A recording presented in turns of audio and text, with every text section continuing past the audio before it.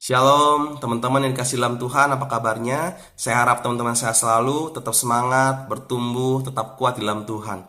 Dan pada kesempatan di pagi hari ini, saya mau kembali sharing kebenaran firman Tuhan dari kitab 2 Timotius pasal yang ketiga, ayat 16-17, beginilah firman Tuhan.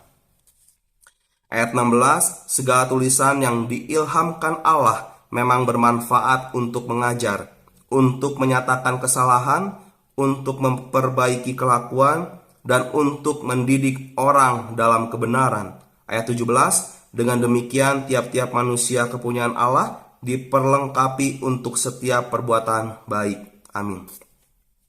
Ayat nas ini adalah nasihat Rasul Paulus kepada Timotius yang melakukan pelayanannya di Efesus.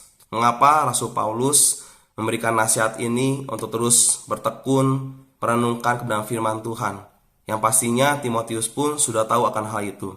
Karena saat itu di Efesus banyak pengajar-pengajar sesat, sehingga orang-orang Efesus menyimpang dari pengajaran yang sehat, yaitu kebenaran firman Tuhan.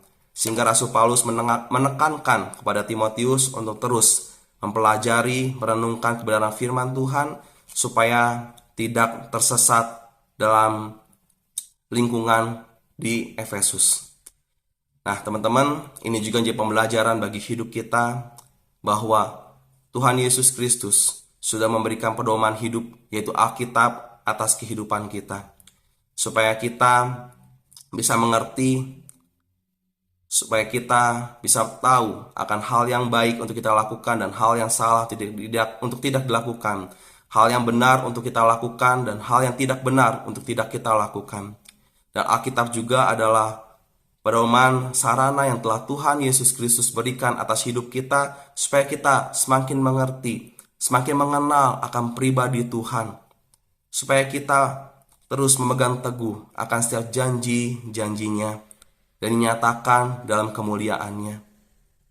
Nah teman-teman, kita harus terus bertekun mempelajari kebenaran firman Tuhan, karena itu juga menjadi proses untuk hidup kita semakin mengenal Tuhan Yesus Kristus. Dan proses ini adalah proses seumur hidup kita, bagaimana kita bertumbuh untuk hidup semakin serupa dengan Kristus.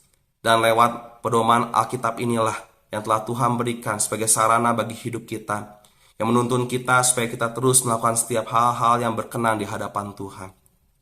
Jadi teman-teman, untuk kita bisa terus mengerti apa yang menjadi kehendak Tuhan, untuk kita bisa melakukan apa hal yang berkenan di hadapan Tuhan, dan lewat Alkitab inilah yang menuntun kita untuk melakukan setiap hal-hal yang baik, melakukan kebenaran yang sejati.